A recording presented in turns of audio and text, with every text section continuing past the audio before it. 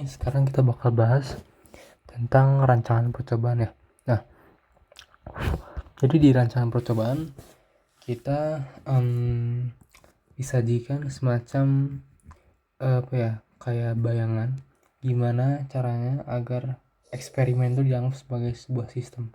Nah, kita dipertemukan sama istilah yang namanya respon dan juga faktor. Simpelnya, dalam sebuah fungsi ya, X ini tuh adalah faktor. Nah, sedangkan Y ini adalah si responnya. Jadi sama aja kayak regresi tadi, ada respon, ada faktor. Nah, jadi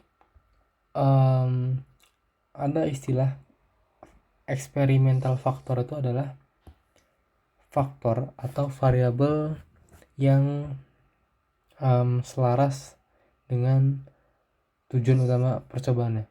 Sedangkan kalau faktor nuisance itu adalah faktor yang bukan tujuan utama kita tapi bisa kita kontrol. Sedangkan kalau disturbance itu adalah faktor di luar tujuan kita tapi gak bisa dikontrol. Misalkan gini, ada rancangan percobaan apa ya, kita mau mereaksikan kimia. Nah, kita misalnya bikin asam asetat. Nah, kita tentuin kalau misalnya eksperimen faktornya itu adalah lama reaksi ya, karena kita pengen tahu semakin lama bereaksi efeknya itu tuh apa terhadap konsentrasi atau perolehan si asam asetatnya. Itu contohnya, itu kalau misal eksperimen faktor. Sedangkan kalau misalnya nuisance faktor atau faktor yang bukan menjadi fokus kita, itu adalah misalkan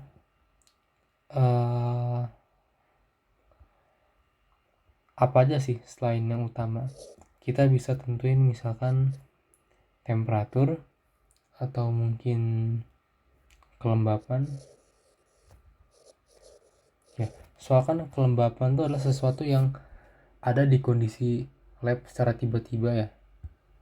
Oh enggak bisa, sorry, ini bukan temperatur aja, misalkan temperatur. Nah, sedangkan kalau misalnya disturbance itu adalah faktor atau variabel yang di luar minat atau pengamatan kita dan nggak bisa dikontrol, misalnya kelembapan ruangan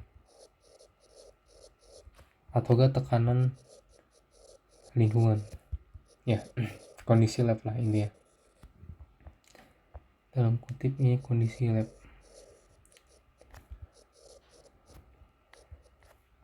Ya, sedangkan kalau eksperimen faktor tadi kan ini ya apa, variabel pengamatan utama ya. Sedangkan kalau nuisance faktor itu adalah variabel tidak penting ataupun sekunder di luar skop utama kita dalam eksperimen. Itu contohnya. Nah, jadi objektif atau tujuan dari eksperimen tuh buat mengetahui faktor yang mempengaruhi Y-nya ya, terus menentukan hubungan matematiknya gimana antar variabel, terus mencari kombinasi faktor yang menghasilkan hasil optimal maksimum minimum, terus mengukur seberapa sensitif Y-nya atau responsnya terhadap faktornya, atau istilah itu adalah robustness. Intinya tujuan dari percobaan atau eksperimen itu adalah 4 ini. Nah, terus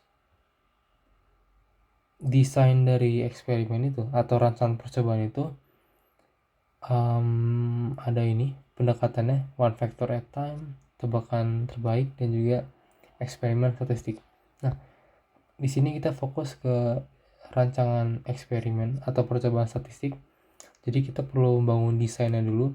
Desainnya itu adalah kita menentuin nih Y-nya itu apa, terus X-nya itu dipengaruhi apa aja. Misalkan kita mau tahu pengaruh kalau misalnya lama reaksinya itu 1 jam, 2 jam, 3 jam, dan seterusnya.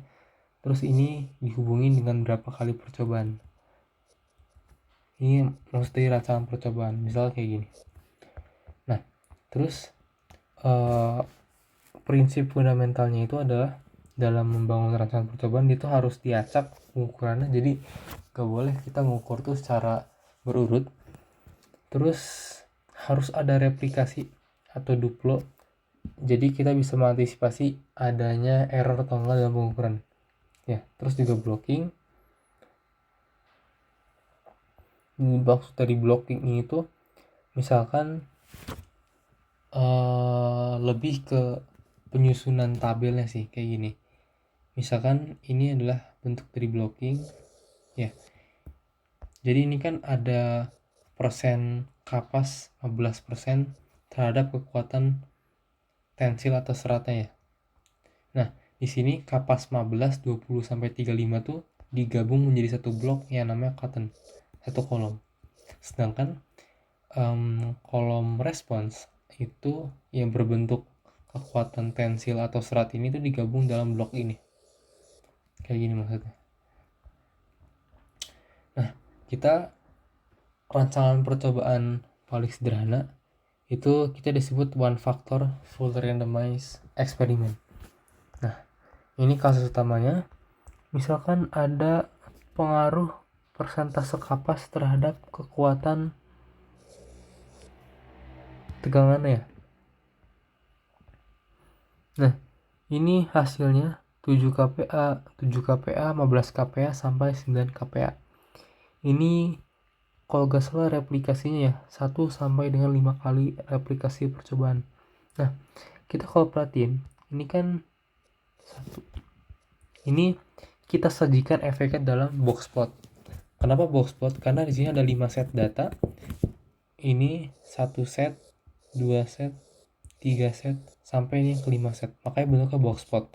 Makanya ini tuh bukan dalam bentuk scatter plot atau titik-titik kayak mau bikin regresi ya. Jadi bentuknya tuh kayak gini, box plot.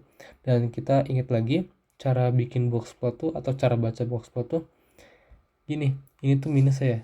Ini minus, ini minimum ataupun key satunya ya. Ini key satunya, ini key 3-nya, ini key 2-nya. Nah, key 1 itu di sini ada 7 ya, kan sama. Sedangkan yang paling ini tuh max-nya. Maksimum tuh adalah 15. Betul ya? Sudah sama kayak di samping. Terus habis itu ini tuh adalah mean yang X ini. Mean itu adalah penjumlahan ini terus kita bagi dengan 5 atau jumlah datanya. Maka kita bakal dapat mean itu segini, sekitar hampir 10. Sedangkan ini Q2-nya tuh di sekitar di bawah 10 dikit. Nah, kayak gitu intinya. Nah, terus dari bacaan ini kita cuman tahu seberapa jauh efek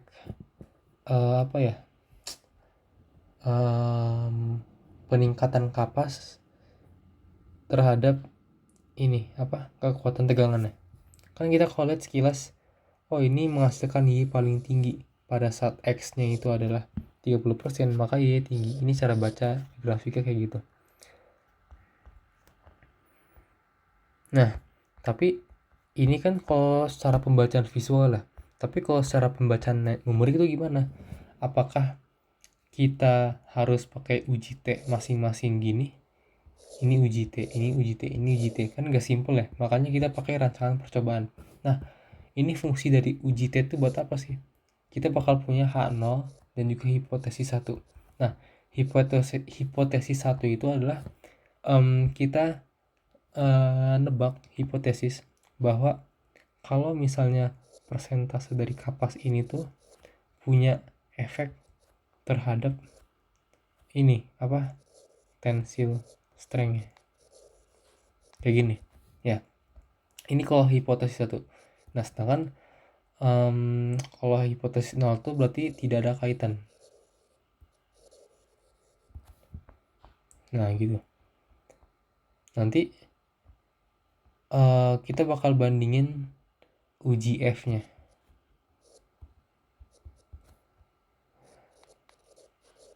Kalau misalnya F0 ini lebih dari F critical, nah maka nanti yang benar itu adalah ini, alias ada kaitannya antara variabel yang diuji dengan respon. Nah, kita masuk ke ANOVA. Jadi ANOVA itu adalah analisis variance. Jadi misalkan ini kasusnya ada faktor di sini tuh adalah penggunaan pupuk ya. Ada pupuk B, pupuk A, dan juga tanpa pupuk ya. Nah, jadi dari ANOVA ini kita dikasih tahu kalau misalnya variance total itu adalah variance random tambah variance sistematik. Nah, katanya kalau misalnya variance sistematik itu lebih besar, artinya tuh faktornya tuh punya impact ke Y-nya. Sedangkan kalau misalnya yang gede itu random variance-nya, nah maka kebalikannya, faktor atau si X-nya tuh gak punya dampak ke responnya. Nah, ini cara bikin ANOVA-nya. Ini tuh adalah si treatment-nya. Treatment-nya tuh di sini nanti kan kalau dari skema atas tuh bakal misalnya pupuk A. Ini tuh pupuk B. Kayak gitu. Ya. Terus di sini tuh bakal jadi ini tuh apa ya? Observasi tinggi padi ya. Terus ini percobaan ke berapa? Ini percobaan ke 1, 2, 3, 4 kayak gitu. Ini cara bikin tabel ANOVA kayak gitu nanti. Terus nanti dari hasilnya itu bakal kita jumlahin, nanti bakal kita dapat buat nyari rata-rata. Kan rata-rata itu adalah jumlah totalnya per datanya berapa, itu rata-rata. Terus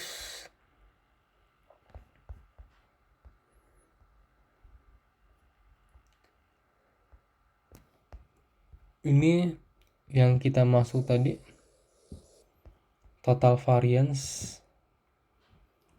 ini SS treatment itu adalah sum square dari si sistematik. Nah, jadi intinya kalau misalnya hasil ANOVA-nya itu ini menunjukkan lebih besar dibandingkan ini, berarti kita tahu kalau terbukti ininya tuh apa, variabel tuh punya dampak terhadap respon. Biar enak kita langsung, oh ini ada contohnya. Ini bakal hasil ANOVA-nya kayak gini. Ada sumber variasi, sum square, degree freedom, mean square, sama F0. Nah, intinya kita bakal butuh data F0 ini buat bandingin sama ininya, F critical. Misalkan pada saat tingkat kepercayaan 0,05, nanti F critical itu berapa? Terus habis ini bandingin sama F0. Nah, habis dibandingin, nanti kalian bakal tahu hasilnya tuh yang terbukti adalah hipotesis 0 atau hipotesis 1. Kayak gitu. Itu cara uji pakai uji F ya. Atau selain pakai uji F, kita juga bisa pakai uji P. Ya.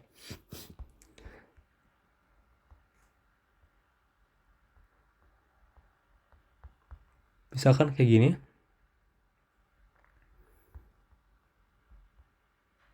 Nah, ini ada F-nya nilai segini. Nanti kita bisa bandingin sama F crit-nya berapa. Ini juga ada nilai P. Nah, nilai P ini nanti bakal dibandingin sama misalnya berapa kayak gitu ya. Nanti di sini bakal nentuin dia tuh H0 atau H1 dari sini ya. Nah ini kan ini sum square kan, ini tuh adalah sum square si sistem ya, ini sum square si error kan. Nah ini kan lebih gede dibanding ini ya, lebih gede. Nah artinya dari sini kita dapat interpretasi kalau faktornya tuh punya pengaruh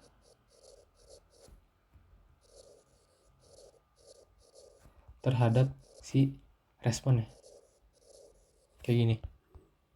Habis itu ini udah beres buat yang one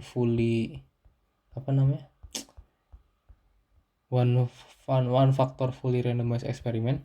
Habis itu ada juga yang RCBD. RCBD itu randomized complete block design ya. Bedanya di RCBD ini kita fokus ke ini, kita nge-input faktor nuisance-nya ke dalam percobaan kita.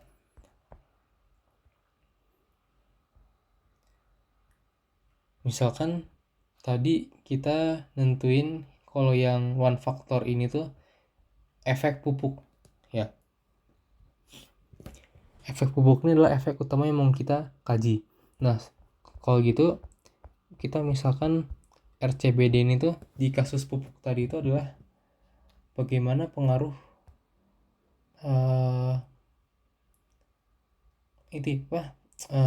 jumlah penyiraman air terhadap tinggi padi. Ini bisa jadi contoh ke controllable nuisance ya, atau disturbance atau pengganggu yang bisa kita kontrol kayak gitu.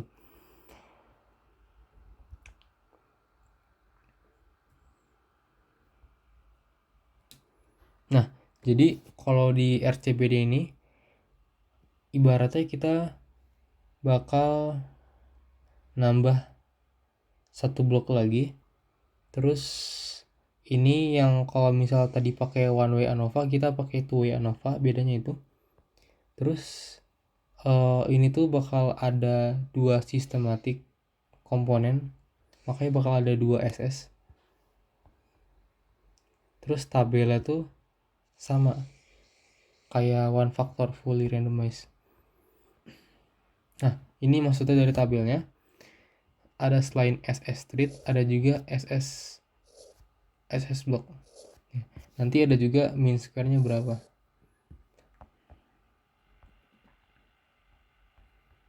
Ini contohnya, misalnya ini lagi ada uji kekerasan dari logam. Nah terus katanya ada indentor standar yang ditekan terhadap permukaan metal dengan tekanan yang ditentukan ya. Terus singkat cerita nanti itu bekasnya tuh bakal dipakai buat menentukan kekerasan atau ketebalan dari spesimen metalnya. Nah berarti di sini kita Y-nya itu adalah ke hardness kan, kekerasan si metalnya. Sedangkan si eksperimen faktornya itu adalah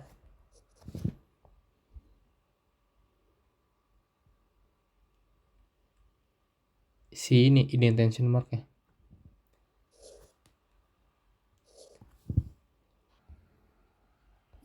Nah ini contohnya misalkan Y-nya itu adalah si hardness-nya, terus si X-nya itu adalah si indentornya. Kita pakai efek berbagai macam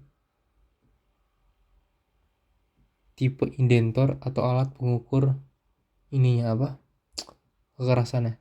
Ini tipe indentor A, B, C, D. Terus ini efek kayak gini. Terus dibikin box plot. Terus baca si ANOVA treatmentnya kayak gimana.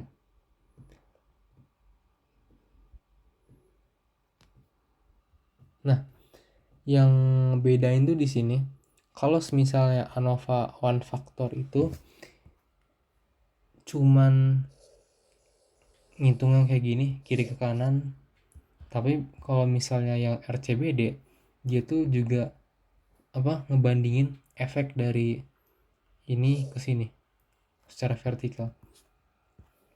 Jadi maksudnya gini, misalnya tadi kan pakai ini tuh indentor, ini tuh adalah hardness-nya, kekerasannya. Jadi pada saat indentor A terus diukur pada saat pertama itu ketebalan kekerasan si metal tuh 9,3, terus diukur lagi 9,4, diukur lagi 9,6, diukur lagi nilainya 10, kayak gitu. Terus kita bandingin kalau misalnya pakai B, indentor jenis B, terus nanti ketebalan si metal atau kekerasan si metalnya itu tuh didapat nilai 9,4.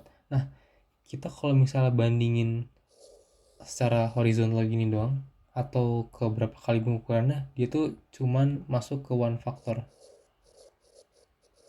Tapi kalau misalnya dia di compare dengan di bawahnya ini, ya di compare dengan antar faktornya itu, makanya kita sebut dengan RCBD, karena kita memperhitungkan randomize di sini.